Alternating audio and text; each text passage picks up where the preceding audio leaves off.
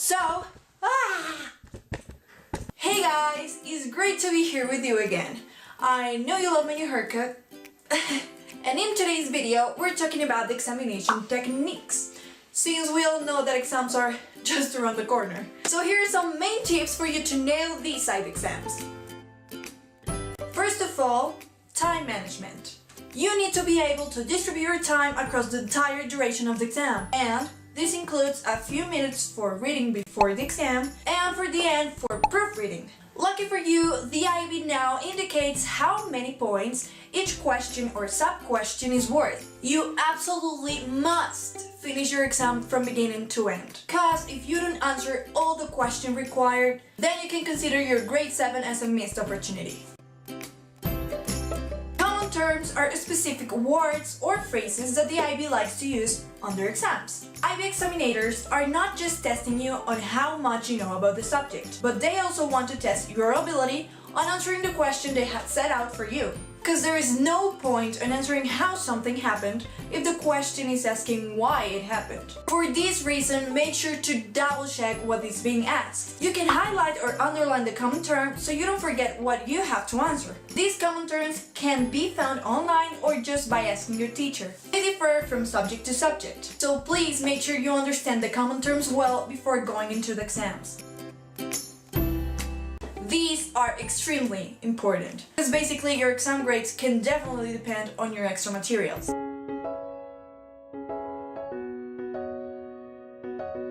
So besides your favorite pen, you should definitely bring a well-functioning clock. So in this way, you're able to manage your time properly. Also, you need a spare pen or two, just in case the one you have runs out. No! And don't forget the highlighters we just discussed for the common terms. When answering any question on the IB exams, you must make sure you are answering exactly what the examiner is looking for. For example, if the math question is stated to give the answer in centimeters, you can highlight the centimeters part. And if the question is worth 2 marks, it probably means that the examiner is looking for 2 key points on the answer. No more, no less. If the exam is parts-based, then you should really start with the parts you feel more comfortable with. There is no rule that says where you should start and finish. You don't need to treat it in a chronological order. Do what you feel happier doing first and leave the trickier bits for later. Or vice versa. Do you have handwriting that needs its own Rosetta Stone? If so, you need to improve it, or else you risk your grades. If your teachers need to constantly remind you to write neater, then you should pay attention to it.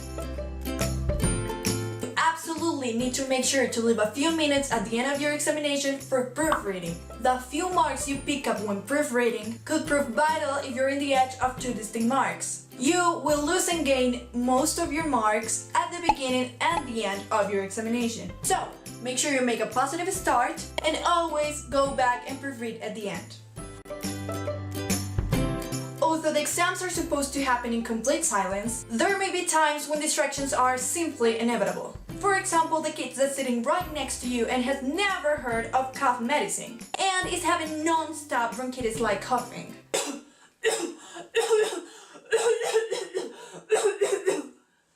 You need to teach yourself how to work around distractions. Just focus on your exam and what's in front of you. Do whatever you need to do to clear your mind and relax. Now, have you done the last minute exam checklist? You bring 2 pencils or 2 pens? Are they sharpened? Are they refilled? Your calculator chart? Do you have at least 1 liter of water for every 2 hours the exam goes for? Have you checked past papers? Because these are extremely helpful and you can find them online. And finally, as a very personal advice, I used flashcards for studying for my IB exams last year. So if you're like a very visual person, I truly recommend this. But be careful, because you can definitely not enter this to the examination room. And thank you very much for watching, guys. I really hope this helps, and good luck to every single student presenting IB exams next month. Remember that this video is based on Alexander's book, 45 tips, tricks, and secrets for the successful IB student. I'll leave you the link below so you can go and buy it right now. Also, remember to download the Smart IB app so you can discuss your own examination techniques. I'll leave you the link below too. And remember, we have more resources for you at ibsurvival.com. So good luck, you'll be fine, and see you next time.